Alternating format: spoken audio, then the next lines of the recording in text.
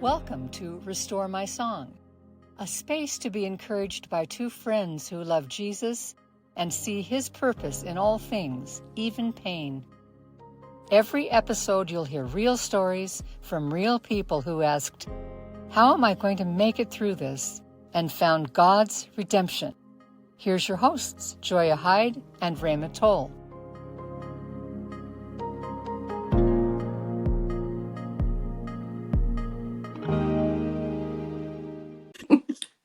Hello, welcome to Restore My Song. It is currently January and we are all freezing. So cold. It's a little warmer today. That's true. For us it is. Joia, I heard where you are on the other side of Colorado is still an icebox. I just don't even feel good because it's so cold. Like, you walk outside and it hurts. That's where we're at. Like it tries to freeze your lungs. And I just keep remembering that the sun's going to come out again. I just have to keep holding on one of these days. Someday. Yeah, yesterday on my way for like 3 days. On my way to work yesterday, it was -5, and I was just like, we should just cancel everything. Why are we still doing everything? Yeah. It's too much. Well, today it was like 20, so I felt good. Right. It's like, get out your shorts and balmy. Well, today we are joined by my dear friend, Rebecca Reynolds. Rebecca and I met in 2017. I was actually just thinking about this. And we were a part of a house church community for several years. And then since then have just kept up. Rebecca, you have not just been one of the funnest people I've ever known. You're spontaneous and creative, and you know how to like throw a dinner party at a last minute notice. That's like the best thing I've ever been to. All right. I'll take it. But you also like seriously, genuinely love Jesus and the Word of God. Yeah. And then I've seen you walk through some crazy stuff the last couple of years. And so I just knew I really wanted you to be on this podcast, and I pursued you a few times, and I'm so happy it all worked out. Yay. Me too. Yes. So thank you so much. We're so happy to have you today. And hopefully it'll just feel like a good conversation. You got a cup of coffee? I wish I had one. I have a bottle of water, but we're at a coffee shop. No, I got a warm cup of coffee. Yep. And we love what it says. It says, "Your story isn't over yet." Oh, there we go. Yes. Awesome. So Perfect. Thank you so much. Yes. Yeah, thank you for being with us, Rebecca. And all I want to do right now is just pray and ask the Lord to join us in this conversation and to bless anyone who's listening today. So join me. Jesus, thank you so much for this time. Thank you for being in the midst of us, even though we're miles apart from each other. I just pray that you anoint this conversation with your presence, that you allow the conversation to glorify you, and everything that is said, let it bless the listeners. In Jesus' name we pray. Amen. Amen. All right, Rebecca, I'm so happy to meet you, and I want to know your story. So let's kick off. You tell us about a time that the Lord restored a part of your story that you thought was lost. Okay. Thank you for having me. This is fun.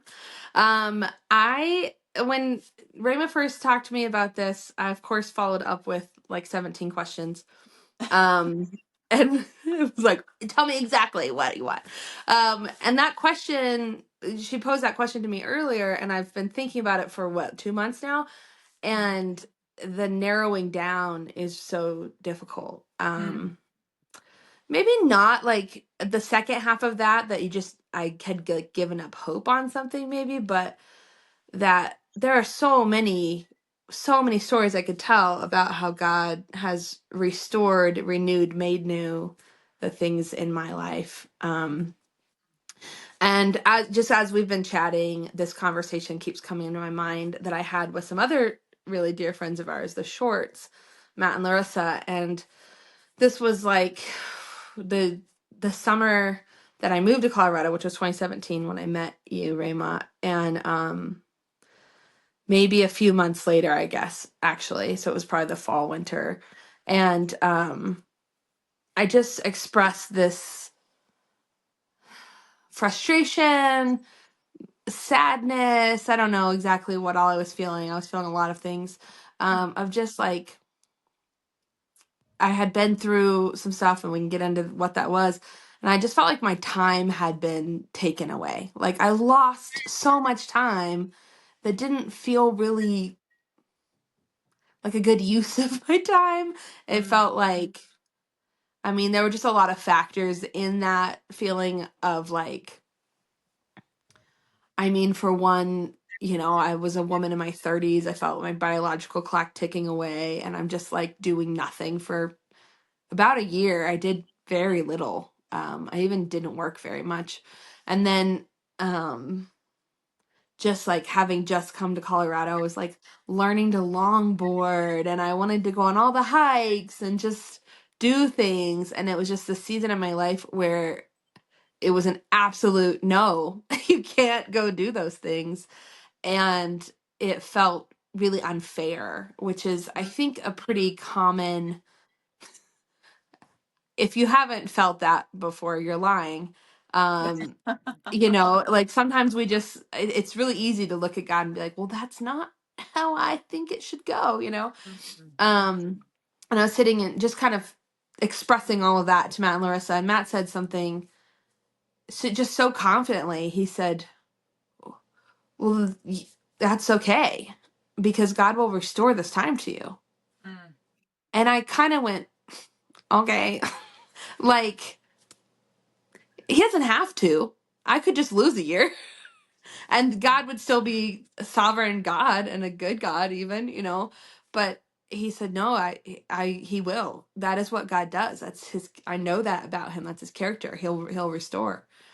And I went, oh, okay. And I kind of like shifted from feeling, I mean, there was still moments of frustration for sure, but just kind of looking out for that. Like, how is God going to restore that? It kind of got me excited about, well, what does that look like? And what will my life be like, you know?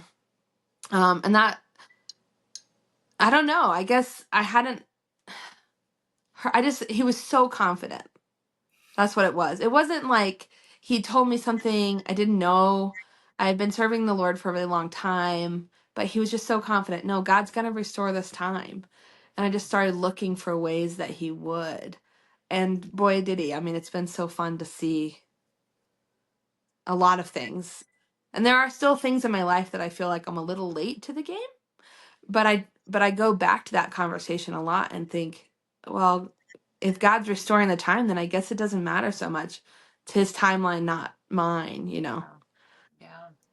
That reminds me a little bit of a side note, and then I'm gonna get back on track to your story. But when my Matt was sick, and I just felt like I had nothing more to pray at all. My friend Kanako, she calls me, she's like, oh, you felt that way? That's okay. I'm gonna give you my faith.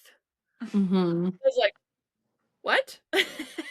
So that same idea of like, it's almost like, you know, Matt Short got this spiritual gift of faith for you, Rebecca, where he was just Mm-hmm. so bold and just like, this is just how it is. Oh, Yeah.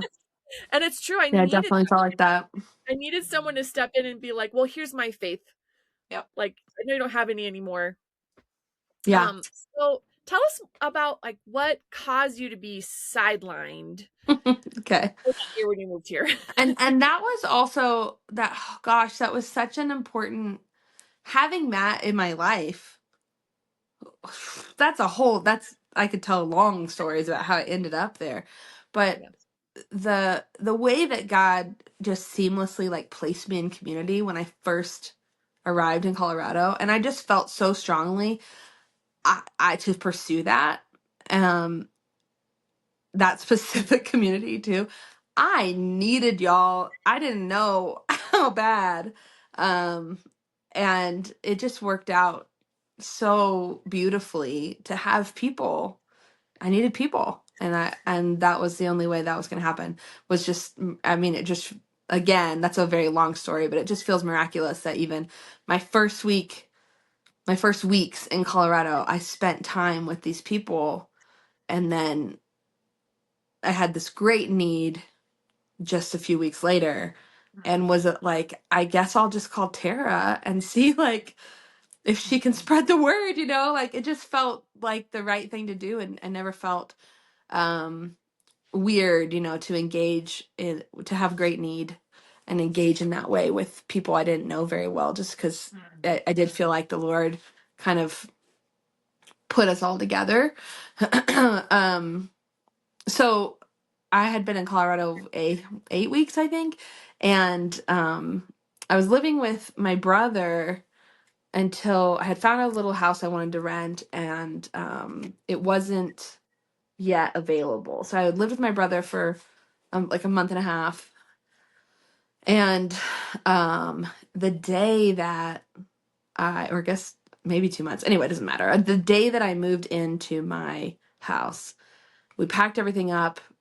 Most of my stuff was still packed. So we just put it on in a truck, drove it over to the new place, and a few people helped me get it all inside. And I was already kind of feeling funny. Like I thought I needed to go to the chiropractor or something, like something was off, but I'm in a new place. I don't know where to go. And I reached down to open a box, and just like that movement of reaching down, I couldn't stand back up again. And just this like crazy intense pain that I was like, okay, something's not right. And so I really thought it was muscular. It felt that way. So I took some ibuprofen, and I was texting my sister, like, can you pray for me? I don't know what's going on. And I called the guy at my new job and was like, hey, sorry to bother you on the weekend, but do I have insurance yet? Like, has that kicked in? I know it was supposed to be soon. And he said no. And I'm like, okay, well, maybe I'm fine then, because I don't have insurance. I'm probably fine. And I just, long story short, that I was not fine. And that's one of the things, like, I'm actually so grateful for the amount of pain that I felt, because I probably wouldn't have done anything about it. I would have just been like, oh, well, I'll figure it out, I'll push through. But it hurt so much. And so I called my brother and said, sorry, I know you just got home, but I need you to come back and take me to the hospital because I cannot drive myself. And he said, okay, what hospital? I said, I have no idea. Like, I literally just moved into this house. So he came over, we went to the nearest place, and it took hours for them to finally figure out, test after test. And what had happened was I had a virus. I guess maybe this is too much information, but I had a virus that I guess like a lot of people have this virus dormant in their body, like 70% of the population. And for most people, it's never a thing, but it flared up. I had something viral, but I didn't feel sick. It just was there, and it was doing all the things. And so it caused me to have like a perforation on my duodenum, which is your small intestine. Super gross. And so I had like a pinprick size hole, which is why it took them so long to figure out what was wrong. They had to finally do like full scans to see it. And but it's a small little hole, but it's like flooding my body with things that aren't supposed to come out, right? So basically they figured it out, and they were like, okay, we have to do emergency surgery, or you have about 5 hours of this and then you'll die, or 8 hours maybe. We'll see. And I was like, cool, okay, so signing whatever waiver there is, I guess, cut me open. No, it was very weird. Yeah. It was very weird. And I had a moment there where, like, I had gone to this Bible study thing earlier in the week, and really felt like God, sometimes when I hear from the Holy Spirit, every once in a while, it's just this really direct, this is exactly what he said. There's more.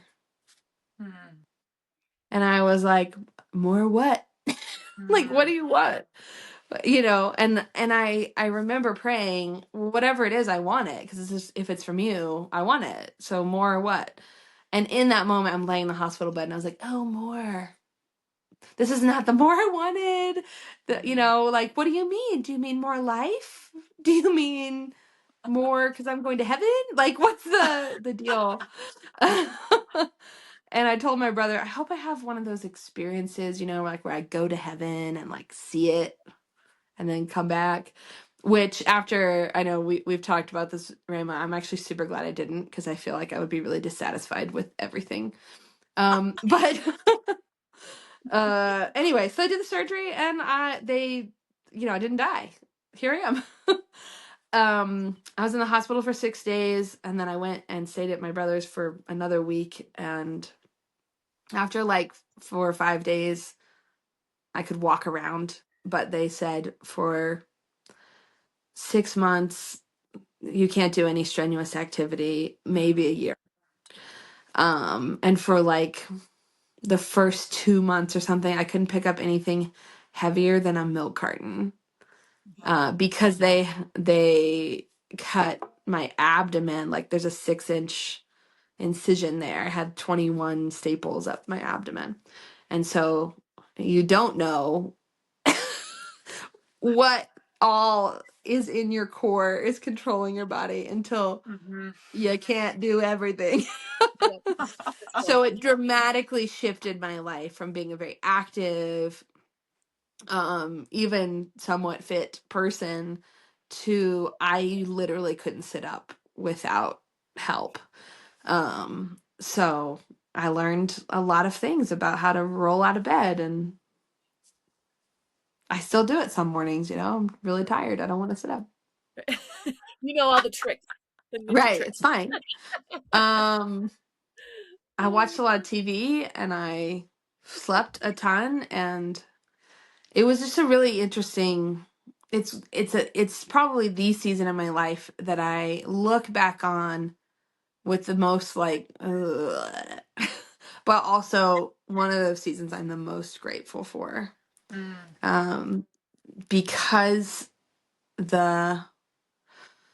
I don't even have the words to tell you the work that the Lord did in me during that time.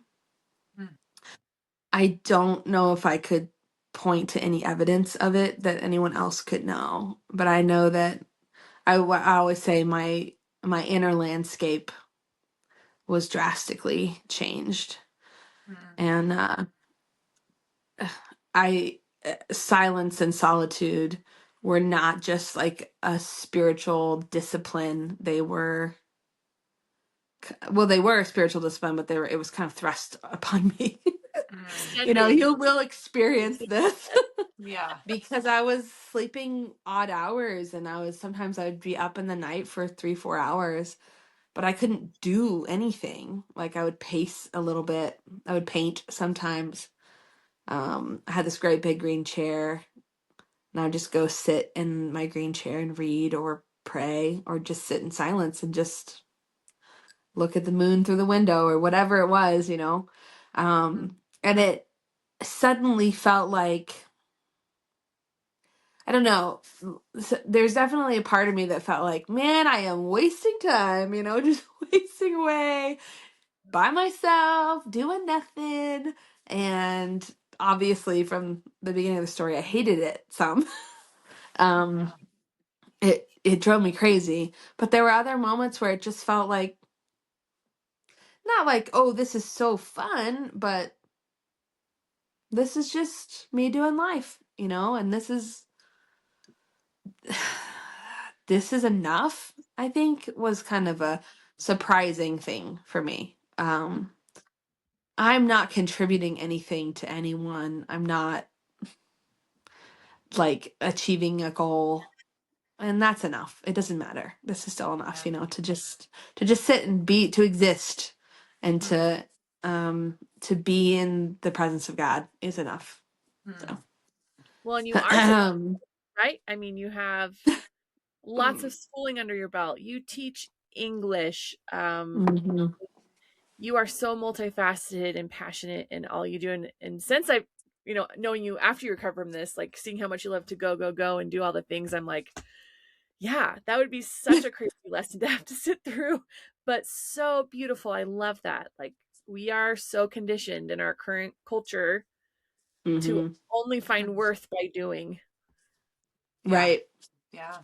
Right. And it was I mean, it affected every area of my life. My finances suffered, everything. It was the first time I'd ever had like a bad review at work, Mm. you know, I mean, all the things. And it just was like, this can either, wound me to the core and that destroys me, or it can wound me to the core. And that wound is where Jesus plants a seed, and Mm. I feel like that was a little reference to one of my favorite books, Hind's Feet on High Places. That's what happens. You Mm. have to plant the thorn and have the wounding to grow what Jesus plants in you. And I think that's where it was. And it was at a point in my life where I had been serving the Lord for a really long time, and I had learned to trust him in lots of ways. And I think there was part of me that was throwing up my hands and going, don't I trust you? Come on. Like, I get it. Yeah. You need to drive this thorn in a little further. Like, Right. Right. Okay. But at the same time, just what that's what we need. To be human means that God is always going to ask that question, do you trust me? Yeah. And I don't think I want to say 100% yes, always, but I don't think we really will until we're with him in heaven, like, Yeah. because we try, but I'm always going to miss that 100% trust mark a little bit. Yeah. I think we all are. Maybe Mother Teresa could have done it. I don't know. Maybe. It's interesting. I've been reading a bunch of Corrie ten Boom's books, and Mhm. in one story, she talks about being put into solitary confinement within this Mhm. concentration camp. And she was in there for months. And it was no bigger than this closet that I'm sitting in right now, probably actually smaller. And so she goes through the whole story of like kind of losing it and then realizing that the Lord is with her through this one sunbeam that slipped through this teeny tiny window. Um, but very similar to that, she was very busy before working for the Lord. And then all of a sudden, nothing, months of nothingness, nothing to read, nothing to do, nothing to see. And then she ended up encountering the Lord's goodness by watching this little ant crawl into her cell. And she learned so much from this little tiny ant and just watching it. And Amazing. she had these scriptures come back to her over and over and over again that she had learned before. And so I do think that the Lord works in silence and solitude. And it's Hmm. a discipline that we've lost. Hmm. We've lost it. Like, we're constantly distracted. We're constantly looking to be entertained or fulfilled in a certain way or whatever. And we've lost that beauty that comes with just being with the Lord. So this is an Yeah. incredible story of like, yeah, not only did he restore time that was lost, as you were telling us, but he was with you in that time too. Right. Absolutely. Absolutely. I think it's a great privilege to suffer Yeah. because that's when Jesus is the nearest, I think, sometimes, or at least it can feel that way.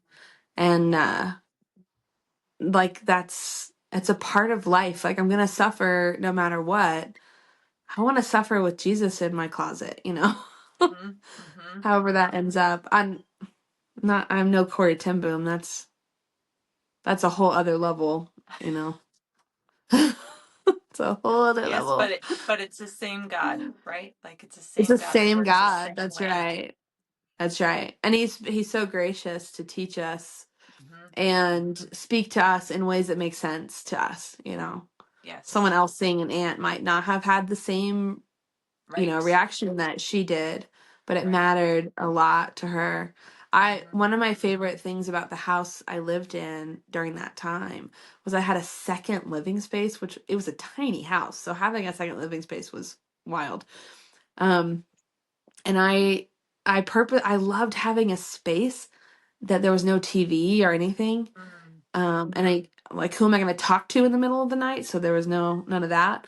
And I had a record player and a wall full of books, and that was it. That's all I needed. It was so great, actually. Some of that, I still kind of look back on that and like, I miss that room Yeah.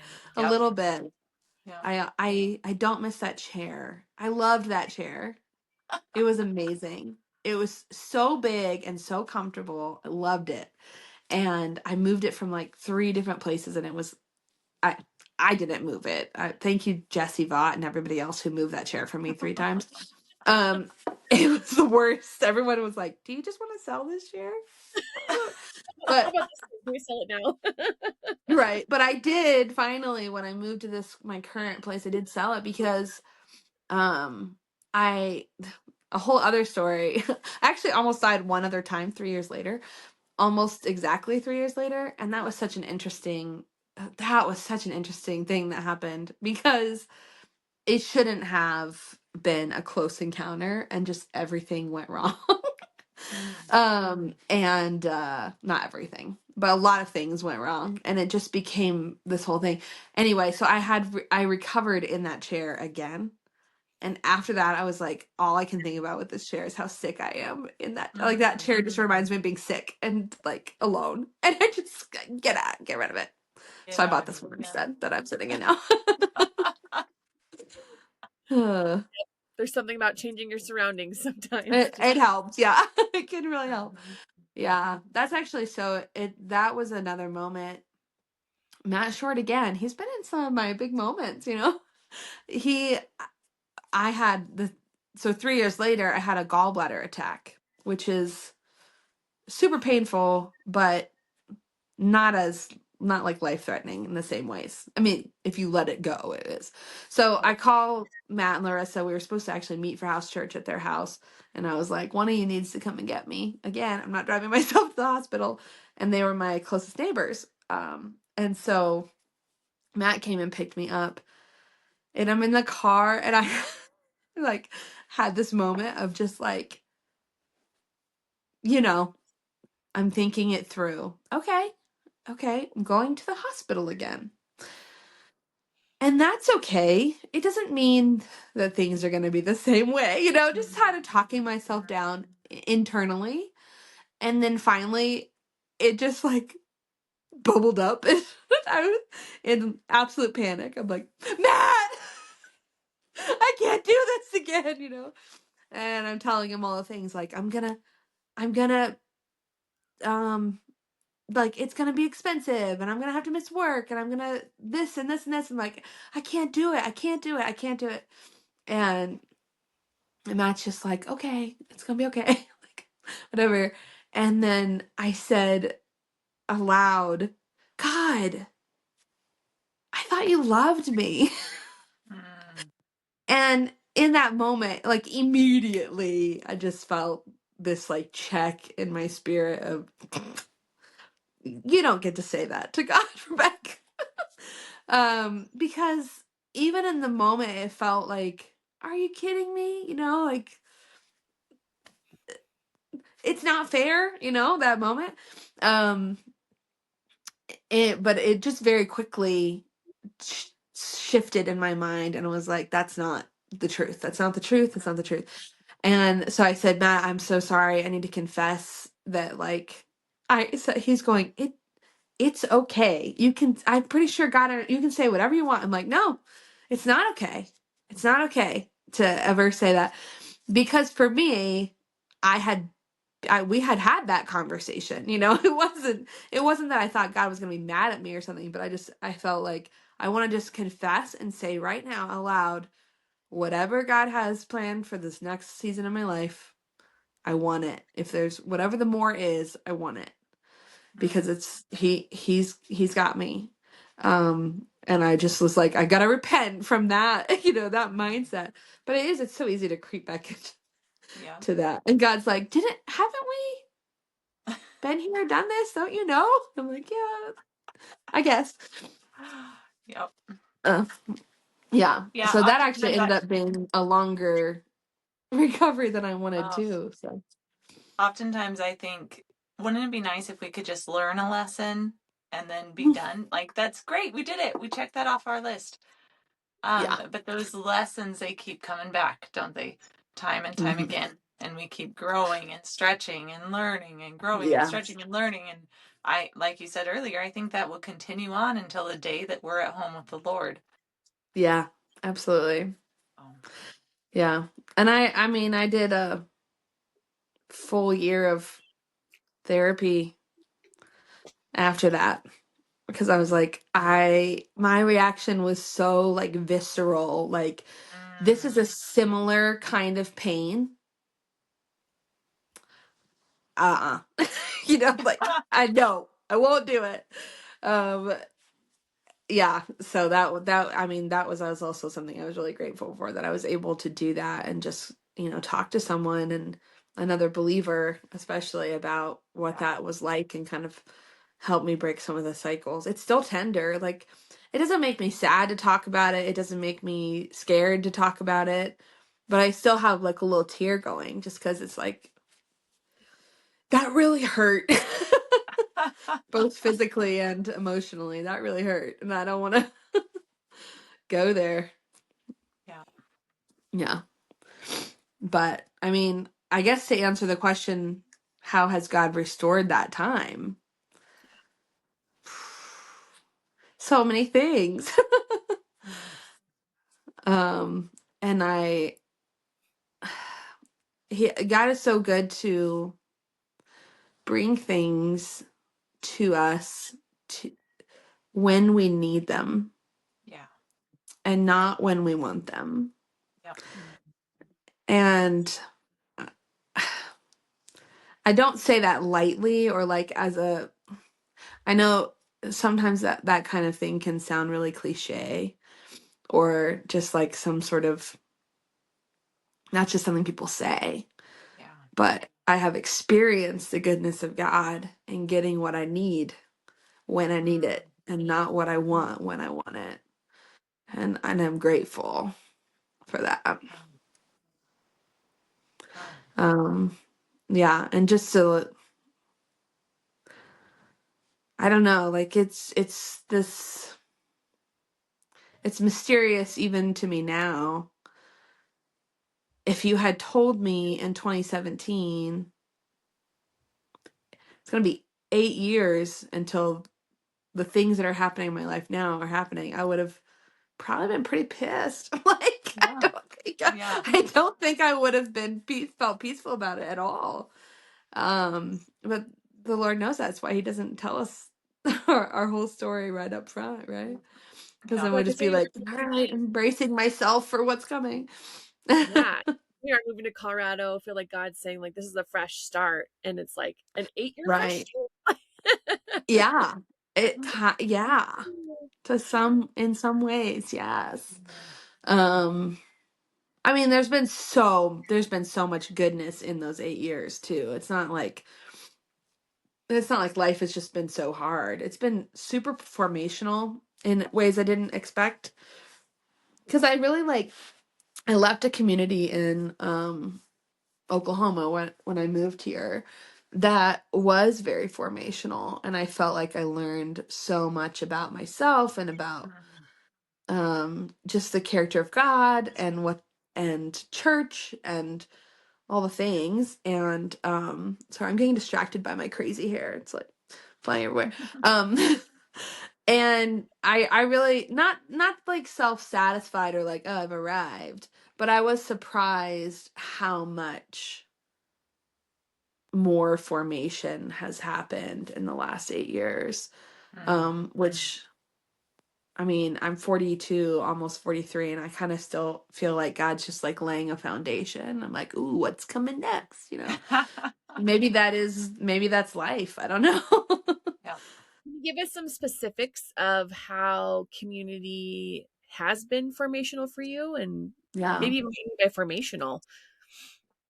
Yeah. So yeah, good follow-up question.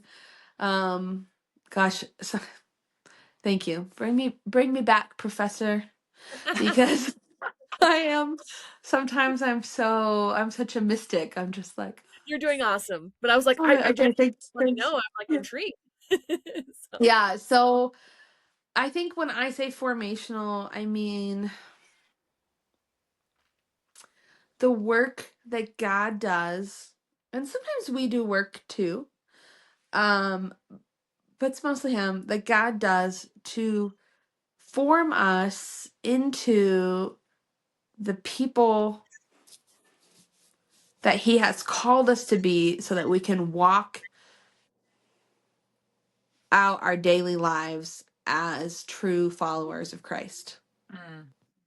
And so at some point, you know, it feels like I'll be doing that. Right? Or Yeah. sort of, at least. But that's what I'm saying is I feel the older I get, the more I think, is all of life formational? I'm not sure.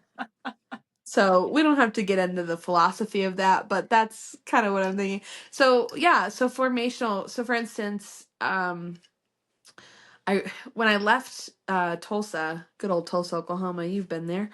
Um, when I left there, I actually wrote this long email to my pastors, to the pastors that I had worked under them. I had like been at their church for 12, 15 years and really had just like learned how to be me in that space. It still is a beautiful church that is focused really on, well, I mean, Jesus, but like as far as the community goes, focused on the individual in ways that a lot of churches don't do. So kind of pulling away from the idea of like the church as a corporation and these are the things that need to be accomplished. Let's find people to fill those spots, you know? Mm. They really were like, we want to see people and what brings them joy, what makes them come alive, how they can serve the kingdom, and let's form what we are around that, which is a really difficult thing to do. This was a church of probably 250 people, but they just did it so well, and I felt like I had great pastoral care there. I was really discipled. And so I wrote them this letter and just I think I used the metaphor of like it's I've been wearing somebody else's shoes and trying to get my feet to fit Mm. when it turns out those just weren't my shoes. Mm. And that was, I think, for me personally, that was a very important lesson because I'm very adaptable. And so I try to just like make it work. That's probably Dave, my fiance, probably hates hearing that phrase because I'm like, I don't know, we'll figure it out. We'll make it work. And he's like, but how? I don't know. I'll just, do some sort of like mental and like emotional contortions until it is fine for everyone else, right? And I do that, but I think I don't think I know it was really important for me to learn that God doesn't want me to do that. Mm. He's not asking me to be someone I'm not because they really need help in kids church, Mm. like every I church I've also been in know college. I'm not a church volunteer. I know that about myself. I just like, can I do it and can I do it well? Probably. Do I want to do it at all? No. I love kids, but like one or two at a time. This is why I teach high school. I give me 100 teenagers. I'm there. Yeah, yeah. We lost it for a little bit. Oh, there it is. Had to Sorry, I had to reject a call. You're good. No worries. Listen to my voicemail, my love. No, you're good. No, yeah, anyway, I could never teach kindergarten. God bless you, kindergarten I teachers. I could teach kindergarten. I would never want to teach kindergarten. How about that? It's insane. I used to at the school where I work now, I subbed a few times before I got a full-time, before I went back into teaching full-time. That's another way God, man, I'm teaching again. Yep. That's recording. That's the way that God has restored some time for me, is that is something I said I would never do again. And teaching. And the Wow. joy that I have had in the last 6 years has just been so sweet to be back in the classroom and just remember that it is something that I love, and that in this season, at least, he's called me to, has been really good. It's been so fun. It's been super duper hard also, but it's been so fun. And that was like a whole thing where I actually like walked through some like grieving process, because when I left teaching, I was like, sayonara, I'm never coming back.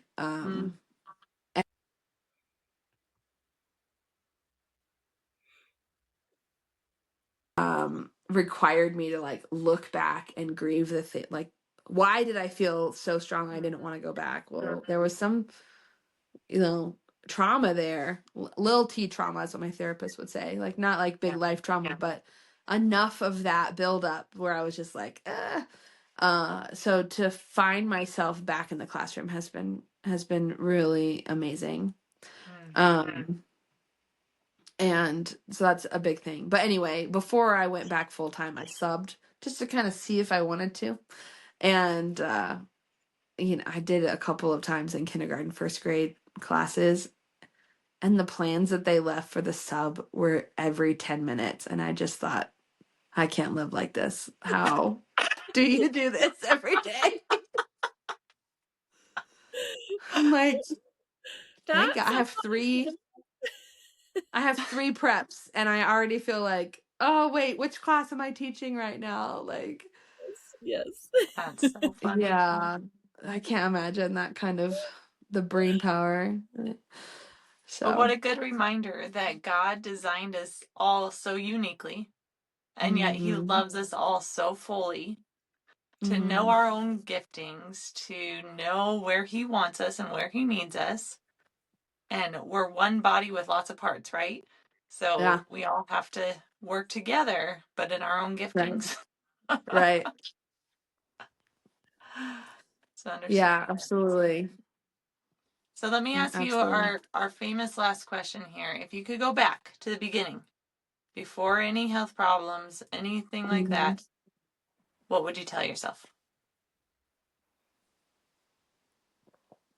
Ooh, gosh, it's a really hard question. I would tell myself nothing.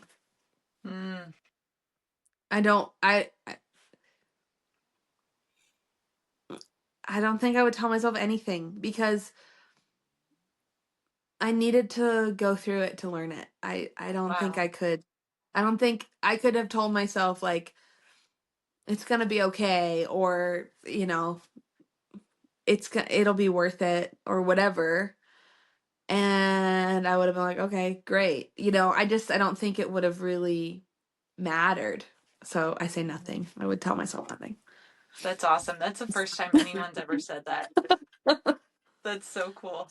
I don't know. I'm the same. It's like, I don't want to know what I'm getting for Christmas, Don't tell me. Don't ruin the surprise. If it's a surprise, just let it be a surprise. I don't need to know. And it's the same thing. Like, I just don't. And I think some of that comes from those times in my life where I was like, here's another curveball. Yeah. Well, we'll figure it out, We'll make it work. And I kind of love that, because, yeah, you just can't, that's hard earned, So sorry, Rebecca of the past, you gotta hard earn it. Well, and like one of the most beautiful blessings going on in your life right now is 8 years later after moving to Colorado, you are engaged. You kind of mentioned that. That's Yeah. the way we have all been praying and slaying and just like, come on, Jesus, where is Yeah. this? And here he is. And Yeah. He is. the best, most amazing fit for you. Every time I see you guys He's together, I'm so just like, great. it makes me so happy and beaming. Isn't he just like the cutest, sweetest person? He I is. love him. He is. He He is so. is. I mean, he would hate. He's not cute. He's manly and tough I looking. see that too. And he's very tall, and I feel like he can just He like is. He envelop is. you. That's good. But yeah, he Yeah. is so great. So Dave, I know Yeah. you're hearing He this, but really we are is. so He's so great. excited here. Yay. Prayed for, Yeah, handpicked. I'm pretty excited. Yeah, yeah. And that's a whole other podcast of I me think we and should. like the men of my past. I think we should have you and Dave on sometime. Oh, that would be fun. I don't know. So I don't know if he's a podcast guy. last time I Maybe. saw Not him, yet. last time I saw him, he goes, "Hey, me and Rebecca want to start a podcast," and I was like, "You do?" And I was like, Well, "Well, talk." so that's a whole thing. So my family is we are who we are, but we try to get together. I have a lot of siblings, and they're mostly older, and they have kids, and we try to get together like every 2 to 3 years and do a big like all of us together Everybody, vacation. yeah. And last time we did that, my brother Josh, they still lived here in Colorado, and so he and I just got it in our heads. Josh and I just have fun doing stuff together. And so we got in our heads to like make a podcast about our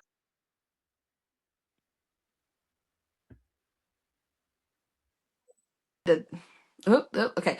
Anyway, so we decided to make a podcast about this upcoming vacation for our family, and he like we met at his house, and we like he figured it all out or whatever. And this was before the video thing was a thing. There was absolutely no video, thank God.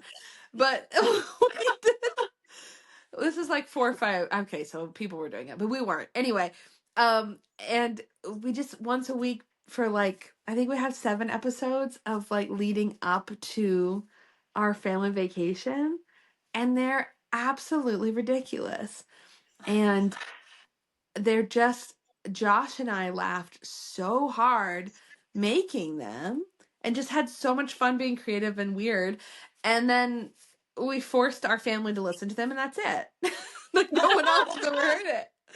But we were driving from Tulsa back home this Christmas, and we had mentioned it, and Dave was like, "What's this podcast thing?" So I made him listen to an episode or two. And then I called my brother and was like, I think I want to do a pre-wedding podcast. Like, let's do it. But it would just really it would be for our family. Like it's not Still fun though. it's not supposed to be for public consumption, because sometimes you get I didn't say pause, don't put this on the podcast, but if I said something I shouldn't have, you go ahead. Sometimes I get too comfortable. No, that's So great. great. I think you were good. Well, thank you so much, Rebecca. We really appreciate your Yes. time. And, Thank you guys. It's a privilege, and I mean, it's not very often that someone says, "Would you like to come and talk about yourself for a really long time?" So there you go. It's great. It's like good therapy. Anytime, we're ready for like repeat episodes, and because we Okay. just barely scratch the surface in everyone's stories, but Right. Yeah, I'm sure. so That's awesome. yes. Well, Thank you so much. It really is. It has been a privilege. It's so nice to meet you, Joia, and Nice to Rhema. meet I you love as you, well. and would do any project with you. Yep. Next project is wedding. Yay. I'm in. That's right. All right. Well, we'll talk to you guys later then. Thank you. Until Okay. next time. Bye. Thank you so much for joining us today. we look forward to growing our community together. We want to continue telling the stories of where the veil between heaven and earth is so thin and we can see God at work in our lives. To help us grow this community, please do share this podcast. We're working on being on lots of platforms, but whatever platform you found us on, please give us good reviews, leave comments. You can even just add stars, give us a 5 out of 5, shameless plug. Also, if you want to contact us directly, you can find us on Instagram at restoremysong, or also send us an email at restoremysong@gmail.com. All right, we'll see you soon.